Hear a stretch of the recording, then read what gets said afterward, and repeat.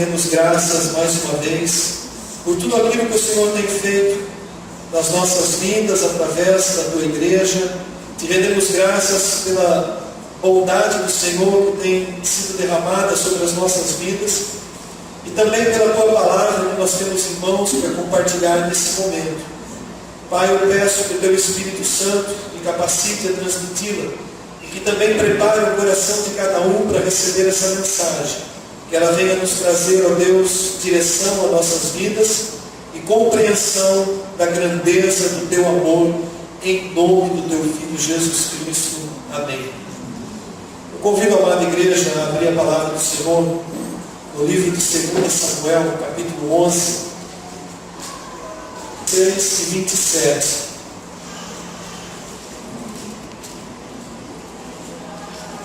Diz assim a palavra do Senhor: ouvindo, pois, a mulher de Urias que seu marido era morto, ela o pranteou. Passado o luto, Davi mandou buscá-la e a trouxe para o palácio. Tornou-se ela sua mulher e lhe deu à luz a um filho. Porém, isto que Davi fizera foi mal aos olhos do Senhor. Amém? Eu vou ler novamente o finalzinho do versículo. Porém, isto que Davi fizera foi mal aos olhos do Senhor. O tema dessa mensagem é o alto preço da cobiça. Existem pessoas que são dispostas a matar e até a morrer por causa de uma cobiça. Todos os dias a gente vê aí notícias nos jornais, né? E a maioria das mortes, elas estão de alguma maneira relacionadas a algum tipo de cobiça que existe no coração do ser humano. E a página mais negra da história da vida de Davi, do rei Davi, é exatamente esse texto da palavra de Deus que nós lemos. Começa no início do capítulo 11 e vai até o final do capítulo 12, que justamente é um texto bem conhecido que narra o momento em que Davi comete pelo menos 2 graves pecados, graves diante de Deus, grave diante do homem. E a história diz que Davi, ele estava no período de guerras, e no entanto ele não havia ido para a batalha. Ele mandou o seu exército, mandou o seu general, e ele mesmo ficou no palácio. Alguns dizem que o problema foi a ociosidade de Davi. É bem verdade que uma mente ociosa, né, como diz o ditado popular, né, é lugar onde o diabo trabalha. A mente ociosa é lugar onde o diabo trabalha. A nossa mente tem que estar sempre ocupada com boas coisas. E os irmãos conhecem a história, não vou entrar tanto assim em detalhes, né, mas se você ler, por exemplo, do versículo 1 ao versículo 5, diz assim: decorrido um ano, no tempo em que os reis costumam sair para a guerra, enviou Davi a Joabe e a seus servos, e com ele e a todo o Israel, que destruíram os filhos de Amon e sitiaram Rabá. Porém Davi ficou em Jerusalém. Uma tarde levantou-se Davi do seu leito e andava passeando no terraço da casa real, e dali ele viu uma mulher que estava tomando banho, e ela era muito formosa. Davi mandou perguntar quem era, e disseram a ele: é Batseba, filha de Eliã e mulher de Urias, o heteu. Então enviou Davi mensageiros que a trouxessem. Ela veio, e ele se deitou com ela. Tendo-se ela purificado da sua imundícia, voltou para sua casa. A mulher concebeu e mandou dizer a Davi: estou grávida. Esse é o início da história, amados. Davi foi um rei que, ainda antes de se tornar rei, venceu um poderoso gigante filisteu, mas caiu diante da cobiça. Davi venceu por mais de 5 vezes o exército dos filisteus, mas ele caiu diante de uma cobiça. O homem que antes de ir para uma batalha pedia direção para Deus: Senhor, eu devo ir a essa batalha. Naquele momento ele se esqueceu completamente do Deus que ele servia e caiu por causa de uma cobiça. Um homem que foi um verdadeiro adorador de Deus. Um homem que escreveu a maioria dos salmos. Um homem que estabeleceu a adoração no templo. E ainda assim caiu por causa de uma cobiça. Um homem que a própria palavra de Deus chama de segundo o coração de Deus. Foi esse homem que caiu diante de uma simples cobiça. Desejou o que ele não poderia tomar. Ainda que na época de Davi era permitido que o homem tivesse mais mulheres, mas não poderia tomar uma que fosse casada. A própria lei proibia isso e considerava o adultério motivo para alguém sofrer a pena de morte, e morte por apedrejamento. Mas vejam, amados, o poder que tem uma cobiça. Davi se levanta tarde, o texto diz que era tarde quando ele sai do seu leito e resolve passear ali pelo terraço do palácio real. Maldita hora que Davi levantou, deveria ter ficado dormindo, mas ele levantou e começou a passear, e ele avista de longe, da altura do palácio, do terraço, uma casa onde uma mulher descuidadamente se banhava. E aquela mulher chamou de uma maneira muito forte a atenção dele. Eu não vou dizer que a cobiça aconteceu de repente. A cobiça é alimentada. Eu creio que durante um tempo Davi já alimentava desejos. E como rei ele tinha liberdade de saciar esses desejos tomando mulheres, concubinas, aquelas que ele quisesse. Mas ele coloca os olhos exatamente em uma que ele não poderia tomar abertamente diante do povo. A lei proibia que Davi se apoderasse daquela mulher, ainda que ele fosse rei de Israel. Mas ele não resiste. A cobiça gerou algo no coração dele. Ela deu a luz ao pecado. E o pecado, Tiago diz que ele também dá a luz a uma outra coisa, que é a morte. E Davi acaba enviando os seus mensageiros, exigindo que aquela mulher viesse até ele. E quando Batseba chega até ele, ele a possui. E depois ele a despede. Poderia ter terminado por aí a história, mas nós sabemos que a história não terminou por aí. Pouco tempo depois, aquela mulher descobriu que estava grávida. E ela manda um aviso para Davi a respeito da sua gravidez. E aí a situação começa a complicar para o rei Davi. Não era como nos dias de hoje, que é fácil de uma mulher abortar, ou era fácil de impedir uma gravidez. A mão do Senhor estava traçando aquela história. E Batseba grávida manda o aviso. Davi recebe o aviso, e qual é a primeira atitude que ele pensa em fazer? Preciso me livrar dessa situação. Preciso arrumar um meio de cair fora dessa encrenca em que eu me envolvi. E ele manda chamar o marido de Batseba, que era um dos seus generais. Urias era um homem líder dentro do exército de Israel. E ele traz Urias para perto de si, com toda a artimanha maligna. E eu vou dizer que era uma artimanha maligna da própria natureza humana. Não era o diabo que estava aqui agindo, tomando conta da cabeça de Davi. Não, era a própria natureza humana. Davi tenta criar uma circunstância. Ele agrada a Urias, inventa ali uma desculpa, pergunta como estava indo a batalha. Urias responde, e depois de se alegrar com Urias, de embebedar Urias, de dar vinho para Urias, ele fala: vai para sua casa, repousa, deita-te com a tua mulher, desfruta desses dias de férias que você está aqui. Só que o problema é que Urias era mais fiel do que Davi. O versículo número 11 do capítulo 11 diz assim: respondeu Urias a Davi: a arca e Israel ficam em tendas, Joabe, meu senhor, e os servos de meu senhor estão acampados ao ar livre, e hei de eu entrar na minha casa para comer e beber e me deitar com a minha mulher? Tão certo como tu vives e como vive a tua alma, não farei tal coisa. Urias estava com o coração voltado para a sua responsabilidade de soldado. Ele sabia que o comandante Joabe estava lá cercando uma cidade que precisava ser conquistada, que os seus amigos, companheiros de batalha estavam acampados esperando a batalha começar, e como ele iria, diante daquela situação, desfrutar do aconchego da sua casa e das delícias da sua mulher.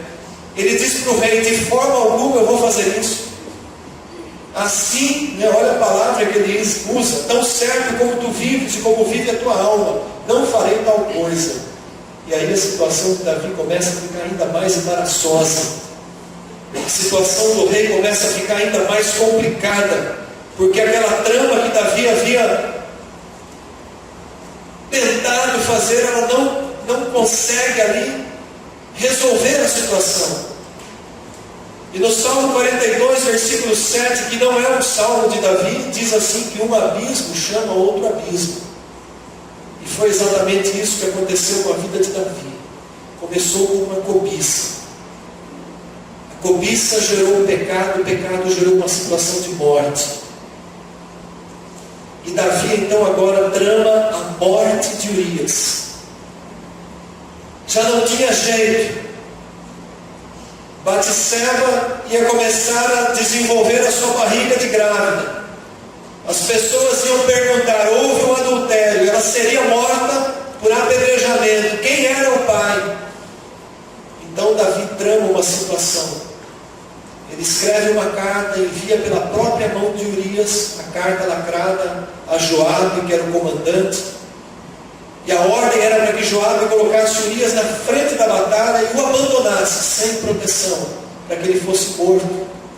E tal qual o rei Davi trama a morte de Urias, exatamente assim acontece. E Davi morre na batalha. E aí a gente vem para o versículo que nós lemos, que é o texto base, os versículos 26 e 27. Passado, ouvindo, pois, a mulher de Urias que seu marido era morto, ela o pranteou, mas passado o luto, Davi mandou buscá-la e trouxe para o palácio, e tornou-se ela sua mulher e lhe deu à luz a um filho. Resolvida a situação, agora sim Davi se deu livre do problema. Aliás, ele fez uma atitude honrosa, Ele buscou a viúva, tomou ela como esposa, e fez com que aquela gravidez fosse considerada como um filho seu.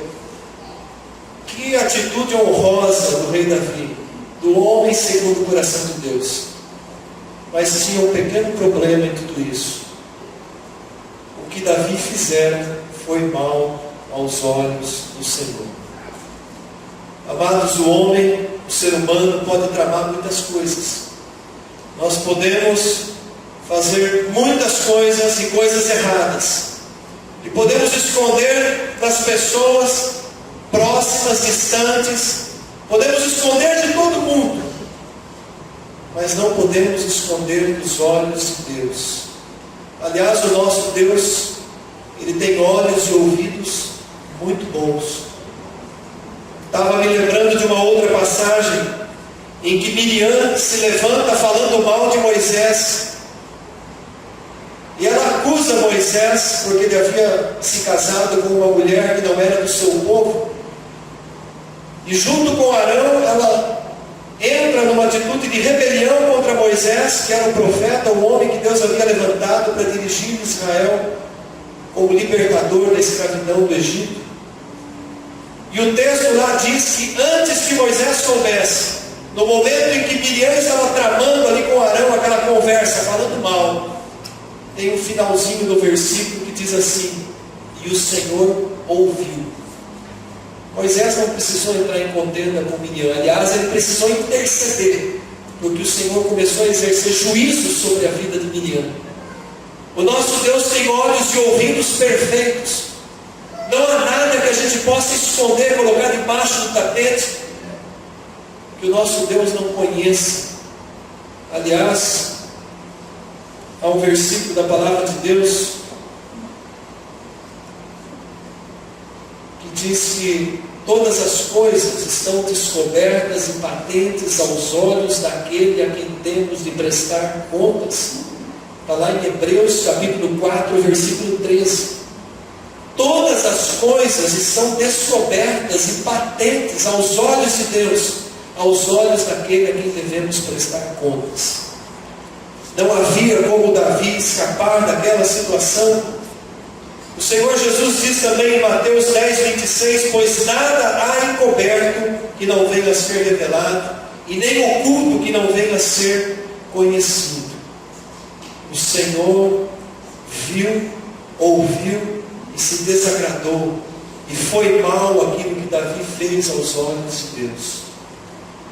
A situação de Davi não estava resolvida de forma alguma, pelo contrário, não havia nem chegado ainda no auge da complicação em que ele havia se envolvido. Muita coisa ainda viria a acontecer com Davi em consequência daquele ato, daquela cobiça, daquele desejo que ele não controlou. E as consequências os irmãos devem conhecer no decorrer da história de Davi. Nenhuma palavra do profeta Natan caiu por terra de tudo aquilo que Deus determinou que iria acontecer com Davi em juízo por aquilo que ele havia cometido. Aliás, Deus é paciente. O Senhor deixou que passasse um tempo até que ele levantasse Natan para apontar o pecado a Davi. Não foi de imediato, amados. A criança chegou a nascer, a gravidez se cumpriu. Batseba teve um filho. Mas nós vemos ali em 2 Samuel capítulo 12, que chega um momento em que Deus, depois de ter dado pelo menos 9 meses para que Davi se arrependesse e o buscasse, e Davi ficou ali tapando o sol com a peneira, tentando se esconder de Deus. Veja a misericórdia de Deus dando tempo para arrependimento. Mas precisou que Deus intervisse levantando um profeta, levantando Natan. E Natan vai até Davi e aponta o pecado para o rei. Eu vou estar lendo 2 Samuel 12, dos versículos 7 ao versículo 12, que diz assim: então disse Natan a Davi: tu és o homem. Assim diz o Senhor Deus de Israel: eu te ungi rei sobre Israel, eu te livrei das mãos de Saul, dei-te a casa de teu senhor e as mulheres de teu senhor em teus braços, e também te dei a casa de Israel e de Judá. E se isto fora pouco, eu teria acrescentado tais e tais coisas. Por que, pois, desprezaste a palavra do Senhor, fazendo o que era mal perante ele? A Urias o Heteu ferisse a espada, e a sua mulher tomaste por mulher, depois de o matar com a espada dos filhos de Amon. Agora, pois, não se apartará a espada jamais da tua casa, porquanto me desprezaste e tomaste a mulher de Urias o Heteu para ser a tua mulher. Assim diz o Senhor: eis que da tua própria casa suscitarei o mal sobre ti, e tomarei as tuas mulheres à tua própria vista, e as darei ao teu próximo, o qual se deitará com elas em plena luz deste sol. Porque tu fizeste o oculto, mas eu farei isto perante todo Israel e perante o sol. A sentença de Deus chega até Davi. E uma sentença com juízo, com consequências do pecado que Davi havia cometido. O peso da mão de Deus começa a apertar a consciência de Davi. E se você abrir no Salmo de número 32, Davi ele expressa nesse salmo o peso da mão de Deus apertando a sua consciência. Os versículos 3 e 4 do Salmo 32 diz assim: enquanto eu escondi os meus pecados, envelheceram os meus ossos, pelos meus constantes gemidos todo dia, porque a tua mão pesava dia e noite sobre mim, e o meu vigor se tornou em sequidão de estio. Amados, o pecado não confessado, ele causa enfermidade. Davi se sentia enfermo. Davi se sentia espremido pela mão de Deus. Davi se sentia como uma terra seca, árida, sem água, rachada, necessitado do frescor da água. Davi sentia que até os seus ossos se envelheciam. Essa era a condição do rei, do grande rei Davi. olha o preço que a cobiça tem. Quanto custa se entregar à cobiça e ao pecado? Davi estava numa situação desesperadora. Mas a palavra de Deus, junto com a sentença, ela vem também como uma palavra de liberação, de perdão de Deus. Mas que Deus é esse que é capaz de perdoar um homicida, um assassino, um adúltero, alguém que mata um homem para ficar com a sua mulher?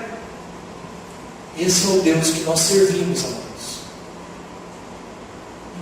O profeta Natan, no mesmo texto que nós lemos, no versículo 12, quando ele acaba de determinar a sentença, no versículo seguinte, ele diz também para Davi: também o Senhor te perdoou o teu pecado, não morrerás.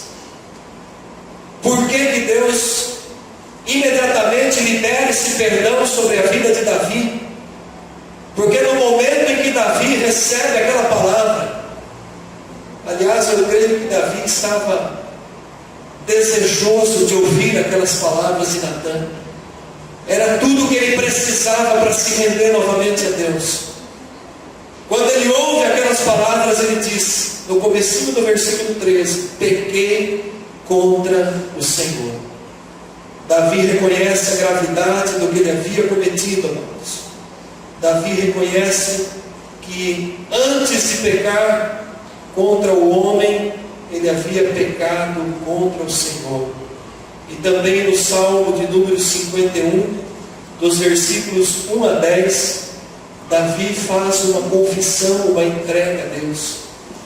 Então não importa a gravidade do pecado que nós tenhamos cometido, ainda que tenha sido o pecado de tirar a vida de alguém, o perdão de Deus está ao nosso alcance.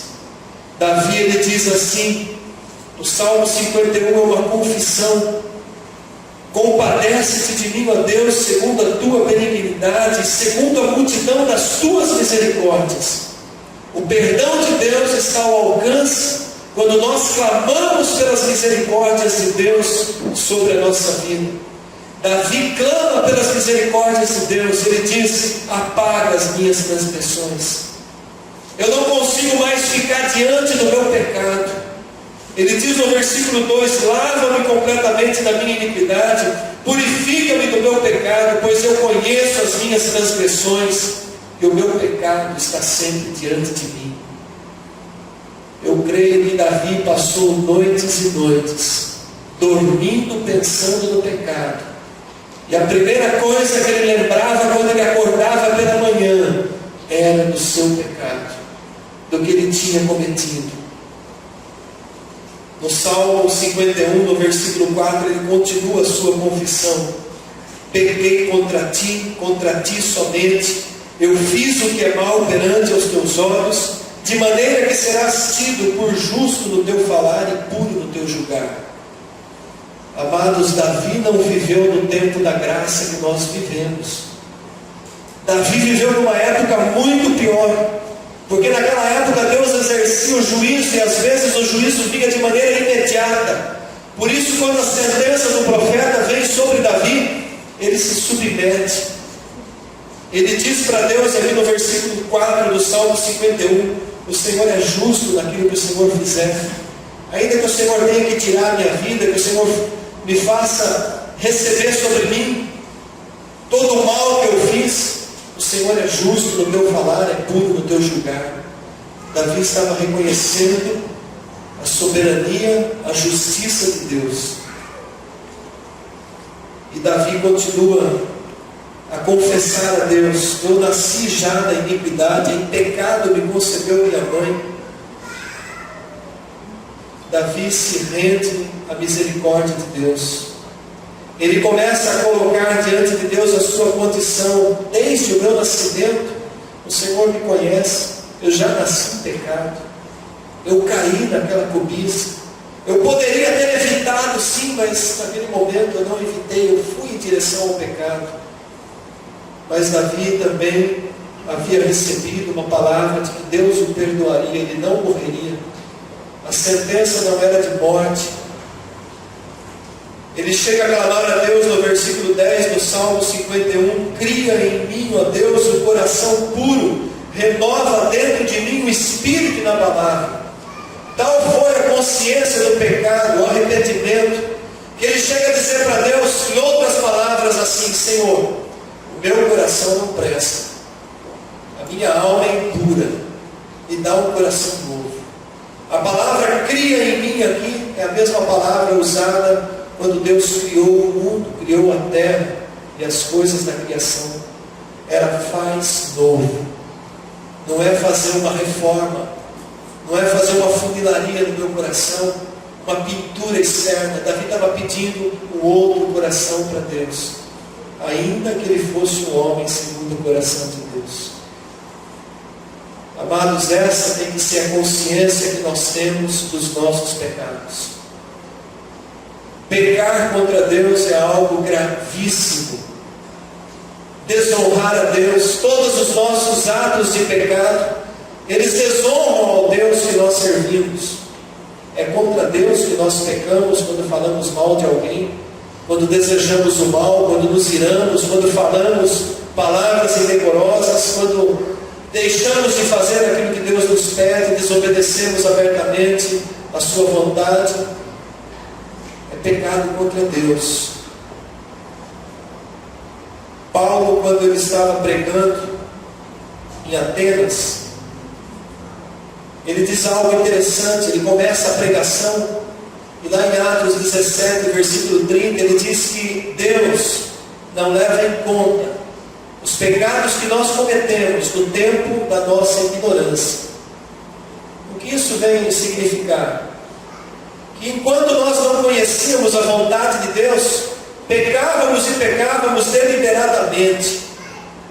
Mas no momento em que nós encontramos a Cristo e nos rendemos a Cristo e recebemos a Cristo como Senhor e Salvador da nossa vida, nos arrependemos dos nossos pecados, recebemos o perdão pelo sangue de Jesus Cristo, e ali Deus diz que tudo se faz novo. E então aqueles pecados que nós cometemos no passado, no tempo da nossa ignorância, Deus não os leva mais em conta, ainda que tenha sido um assassinato. Há muitas pessoas que elas vivem carregando o peso de pecados cometidos lá atrás, antes da conversão. Elas não conseguem se desvencilhar desse lixo, desse peso, desses pecados cometidos no passado. Elas não conseguem perdoar a si próprias.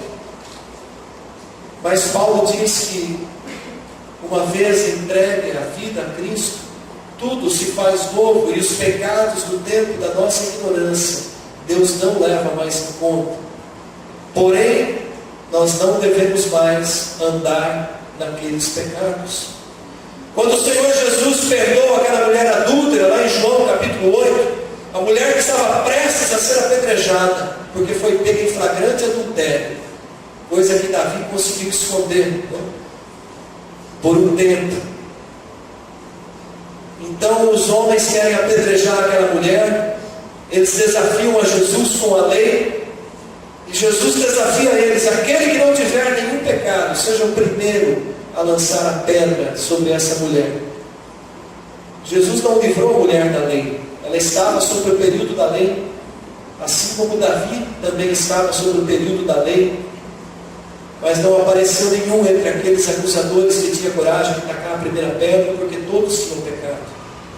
E aí então Jesus pergunta para a mulher: mulher, ninguém te condenou? Cadê os teus acusadores? Ela diz: ninguém, Senhor. Ele diz: nem tampouco eu te condeno. E aí ele completa: vai e não peques mais. O perdão de Deus é acessível a nós, mas o perdão de Deus não nos dá direito de continuar pecando. Aí nós estaremos negligenciando a graça de Deus, nós estaremos pisando sobre a graça de Deus, se nós simplesmente: eu confesso, eu recebo perdão e depois eu volto a fazer tudo de novo. Não é assim que funciona, amados.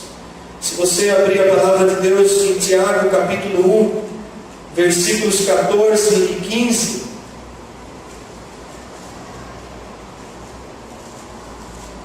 aquilo que aconteceu com Davi e que acontece muitas vezes com cada um de nós. Tiago, capítulo 1, versículo 14 e 15.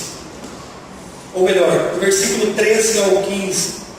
Ninguém ao ser tentado diga, sou tentado por Deus, porque Deus não pode ser tentado pelo mal e Ele mesmo a ninguém tenta. Ao contrário, cada um é tentado segundo a sua própria cobiça, quando esta o atrai e seduz. Então a cobiça, depois de haver concebido, dá luz ao pecado, e o pecado, uma vez consumado, gera a morte. Tiago ele explica detalhadamente como é que a coisa acontece e aonde há tempo para a gente escapar e correr. Tiago diz que, primeiro, nós não somos tentados pelas coisas que Deus nos dá. Nós somos tentados por aquilo que já está dentro do nosso coração, pela nossa própria cobiça. A minha cobiça não é necessariamente a mesma cobiça de algum irmão, de alguma irmã. Cada um tem a sua própria cobiça. Algumas cobiças são comuns de quase todos, né? Mas nós precisamos identificar quais são as nossas cobiças, a nossa área débil, o nosso calcanhar de Aquiles. Nós precisamos identificar, irmãos, e nós sabemos quais são as nossas cobiças, porque é para lá que o nosso coração vai sempre sendo atraído. Davi estava vivendo um momento de cobiça, e a cobiça de Davi, naquele momento da vida dele, era uma mulher, que aliás é a cobiça de muitos homens, e que aliás hoje também muitas mulheres estão cobiçando homens, e muitas vezes em situações complicadas. Então precisamos identificar qual é a nossa cobiça. A Bíblia diz que Jó era um homem reto, temente a Deus, íntegro e que se desviava do mal. Quando nós identificamos a nossa cobiça, nós temos tempo para nos desviarmos do mal, nos desviarmos da cobiça. Davi estava passeando no palácio real, de repente ele bate o olho e vê aquela mulher escultural se banhando. Cobiçou, o momento era o quê? Desviar os olhos. Não, eu tenho as minhas mulheres, Deus me deu até mais de uma. Mas não, ele continuou olhando e desejando, ao ponto de mandar alguém para ir buscar, para consumir e satisfazer o seu desejo. Tiago diz que começa com a cobiça atrai, em seguida ele diz, a cobiça seduz. Provérbios faz uma narrativa interessante do homem que cai nas mãos de uma mulher adúltera. Ele diz lá em Provérbios que é como o boi que vai para o matador, não está vendo para onde está indo, né? E de repente ele cai, né? Ele está preso naquela situação. Ou como a ave que está prestes a ser presa no alçapão. Seduz, engana, chega ao ponto de causar uma cegueira. Causa uma cegueira, amados. Eu conheci na época em que trabalhava em empresas, um caso de um homem casado, colega de trabalho, que o caso de adultério que culminou com a destruição do casamento dele começou, naquela época se usava muito, né, a tal das salas de bate-papo, né? Chat, acho que falava naquela época. E sem conhecer uma pessoa, ele entrou naquela sala e foi criando uma situação ilusória. Mas ele se apegou àquela situação, criou aquela situação e aquilo gerou uma sedução no coração dele, a ponto de ele começar a se corresponder. E o passo seguinte foi conhecer pessoalmente. Já estava cego, já não estava mais enxergando nem a esposa, nem os filhos. E depois de conhecer pessoalmente, o passo seguinte foi concretizar o pecado. Vocês não imaginam como isso tem sido comum. O último emprego secular meu faz mais de 8 anos. Como isso ainda acontece nos dias de hoje. Mudou um pouco as circunstâncias, a tecnologia melhorou um pouco, mas continua acontecendo. Os happy hours empresa tem sido o maior ponto de encontro de situações que levam ao adultério. Tudo começa com uma cobiça, com um desejo de pôr os olhos onde não deveria ter posto, de olhar por cima do muro do vizinho, ou outras situações qualquer. A cobiça atrai, seduz, e a cobiça gera um filho, que é o pecado. E o pecado gera um outro filho, que é a morte. Então a morte é neta da cobiça. Mas é assim que funciona. A palavra de Deus diz que o salário do pecado é a morte. Pecar é gostoso, mas depois ele vem com o pagamento. O pagamento do pecado é a morte. Então, amados, a palavra não fala de uma morte física, mas de uma morte espiritual, de uma consequência eterna. E nós estamos trazendo essa palavra num dia de celebração de culto, de celebração de ceia do Senhor, num culto de celebração de ceia do Senhor. Qual é o antídoto para essa situação? Qual é o antídoto para remover esse veneno da alma do ser humano? A palavra de Deus nos dá esse antídoto. Ela nos mostra como nós podemos sair da condição do pecado, da condição de morte, e retomar novamente uma condição de vida. E é isso que o Senhor deseja nessa noite. Gerar uma condição de vida. Que cada um de nós possamos entender que pecado é pecado e é grave diante de Deus. Todos os pecados fazem separação entre nós e Deus. Todos. Não tem essa de pecadinho e pecadão. Pecado é pecado. O que muda é a consequência do pecado. Mas todos fazem separação entre nós e Deus.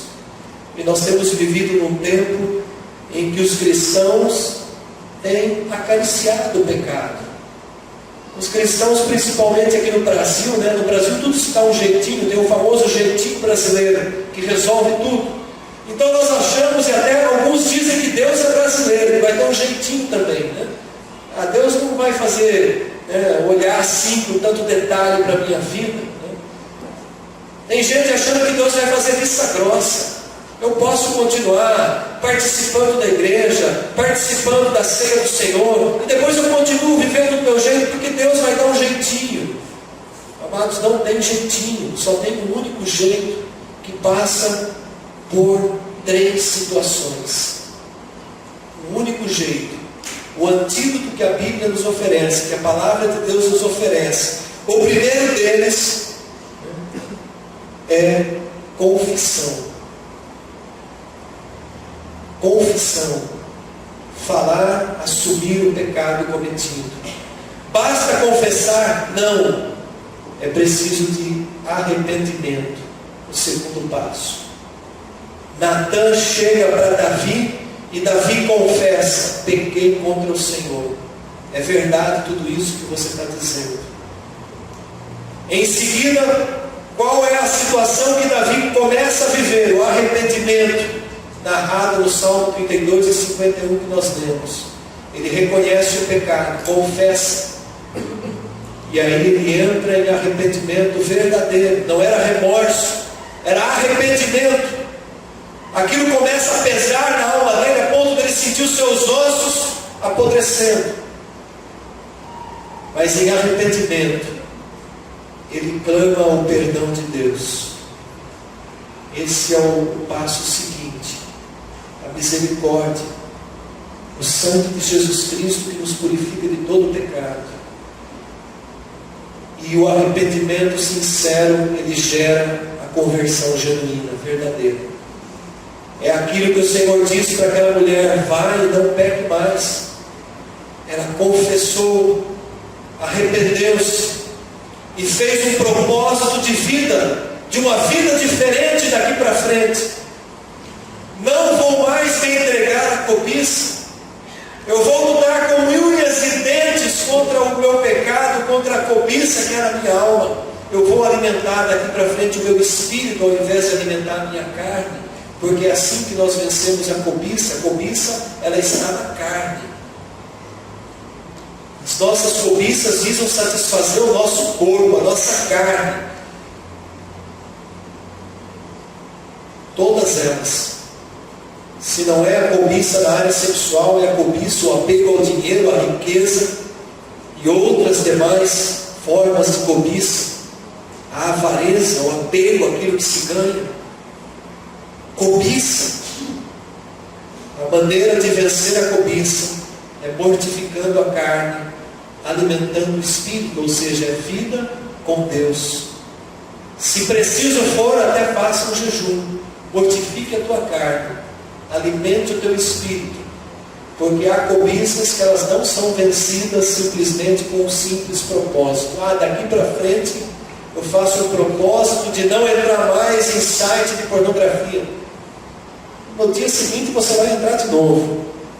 Não é com propósito assim, é com posicionamento real, é mortificando a carne, é sacrificando a própria alma, o próprio desejo que há iníquo dentro de nós, a natureza humana que nós já nascemos com ela, pecaminosa, mas a palavra de Deus diz: santificai-vos. Então qual é a minha saída para essa circunstância? Vida plena de comunhão com Deus, vida de oração, tempo na presença de Deus, vida de participação efetiva em alguma congregação de Deus. Hoje tem sido comum as pessoas abandonarem as igrejas e viverem por própria conta, porque as igrejas têm causado muitos escândalos, mas existem aquelas que são sérias diante de Deus. E lá em Hebreus 10, 25 diz que nós não devemos deixar de congregar. Se estava numa igreja que não presta, causou escândalo, busca, ora e procure uma igreja que seja fiel à palavra de Deus. Mas não devemos deixar de congregar, como é o costume de alguns. Está lá em Hebreus 10, 25. Então, amados, nós estamos hoje celebrando a ceia do Senhor. E nós vimos na palavra de Deus que o pecado é uma coisa séria, que Deus não leva em brincadeira. Deus não brinca com essas coisas. E nós também não devemos brincar com essas coisas. Então nós devemos viver uma vida séria diante de Deus. Compromisso de vida, compromisso de santidade, compromisso de santificação. Quantas vezes aconteceu de vir para o culto de ceia e você sai livre, aliviado? Nossa, hoje eu confessei, eu pedi perdão, no começo do culto eu orei, eu recebi a ceia do Senhor, celebrei com os meus irmãos, eu estou no céu. E aí passa o mês inteiro novamente, repetindo e repetindo os mesmos pecados de sempre. Não deve ser assim, amados. A nossa vida deve ser uma vida de crescimento, de santificação, de purificação na presença do nosso Deus.